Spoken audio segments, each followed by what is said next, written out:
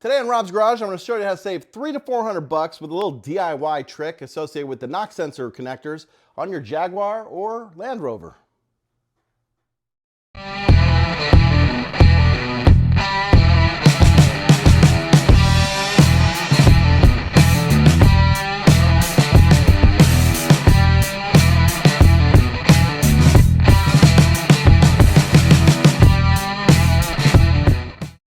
So for those of you following along in the channel, you might have seen part one of my coolant repair video where we removed the supercharger and so doing took the composer out that has the wiring harness on here associated with the knock sensors.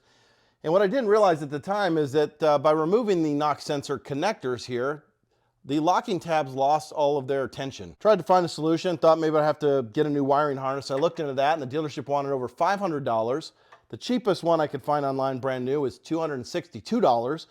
And then I came up with an idea. I found these connectors online for like 20 bucks. So for 4 connectors total, $80, saved me a few bucks. And I'm gonna show you guys how to depin and repin these so you can put them back on the engine, because I haven't seen anywhere on the internet that will walk you through how to depin these particular type of connectors. So check it out. What happened was, as I took the knock sensor wires off of the engine block, I didn't realize that a lot of them, these plastic tabs just kind of broke. Not completely broke, but they lost all their tension. And so when I went to put the back on the engine, it just wasn't holding, wasn't gripping. And I didn't want to install the supercharger and everything else only to find a knock sensor error because of a harness coming loose. So I investigated, and to replace the harness was going to be expensive. What I ended up deciding to do is just get me some new connectors. Now the connectors I got here, found them from Parts Geek, but looks like you can get them from O'Reilly's and various places. They come with the wires connected. And that leaves me some options. I could either cut the wires and splice new ones in, solder them in, and that'd be fine. Or I could try to depin and repin them with the existing wires. Since my wires are good, I'm gonna give that a try. I could not find information on the internet and really how to do this with these particular type of harnesses, these connectors. So I think I figured out the solution. I'm gonna try and show you guys what to do. First, you need to get a pick tool like this. I would recommend one that's got this little angle to it right there. I have seen people try to take these off with a set of pliers, but they're prone to break, especially when these are old and brittle, just like what happened here with this plastic piece. Now, I don't really care about breaking the original ones, but we don't want to break the new ones, obviously. And what you're gonna do is remove this face, this red piece right here, by sliding the tool in there, and gotta apply some pressure. I'm trying to put the pry tool, the pick, right kind of in the center, and pulled it right off. Now, when I first started doing this with the others, it didn't pull all the way off, it just pulled off a little bit, and then I took some needle nose pliers and pulled it out the rest of the way very gently. But I've noticed the faster I'm doing these, the more the whole face seems to be pulling out. Now, next up, there are some little tabs in here. It's gonna be very hard to see. We'll try and get some more light here. Little plastic tabs underneath the pins. And what I'm gonna do is use a depinning tool like this. You can find these on the internet. There's these various keys, and this one right here, this kind of sharp one, seemed to work best for me on this. What you have to do is get in here to those pins, or the tabs, these plastic tabs right below the pins, and try to push it down just a little, hold it down in order to pull out the wire. Now the old ones, they're pretty difficult because they're just so brittle. There we go. That's one. We'll do the next. Now make sure to take note of the orientation for your wires. The color of the wires is very important, so when you go to repin, you're putting them back in the correct location. Each one of these knock sensors has different color wires depending on which of the 4 sensors it is. So again, here's your pin right here. Right below it is a little plastic tab.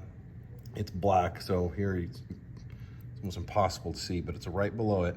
We're just gonna go in there, slide our depinning tool in between the pin and the tab, just to put a little pressure on that tab to pull it down, and then simultaneously pull the wire out the back. So now let's do the same thing with the brand new connector, and we'll pin it back on. So here we're going to take our pick tool. Again, it's angled like this. Slide it in here. Now where you see the blue, that is to protect from condensation getting in there. So you don't want to tear that. You don't want to get that. You want to go in between the red face and the blue. There we go. So I pulled that out. That's the way I want it. Pull out just enough to then get some pliers in there, right in the center. Be very gentle, pulling it the rest of the way straight out. Come straight out. Okay. Now get our depinning tool again. It might be a little easier to see the tabs. Now this one's gray, but they're right underneath the pins. Slide this.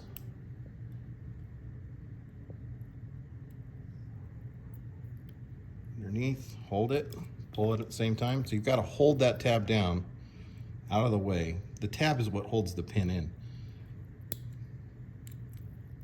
Don't yank that wire until you know that the tab is released. There we go.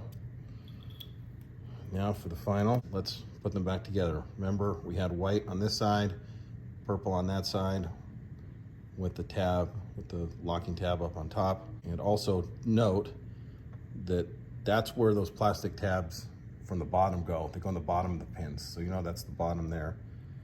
Start pushing each one in. You'll hear a little clicking sound, then you know it's seated. Probably couldn't even hear that. So low, so quiet, but look at that. It's in, it's tough. We got it. And now we'll slide our face back on just like that. If you get any pressure, if the face doesn't slide in that simply, that easily, then you know you've got a piece of plastic that's getting in the way. You don't want to force it in. Look at that. We're ready to reinstall this in the knock sensors. That'll do it tonight from Rob's Garage. Thanks a lot for watching. Be sure to like and subscribe. Check out the recent Range Rover videos we posted. Of course, part 1 of our coolant repair video where we show the removal process. I got part 2 coming. It's in the pipeline. Just need to do some editing. It's on its way, guys. Show you the installation of the new aluminum pipes. And of course, check out the latest video I posted regarding maintenance of the supercharger itself. And as always, we've always got some fun track day videos coming up, racing the M3 here on track and some other stuff in the pipeline. So thanks again for watching. We'll see you on down the road.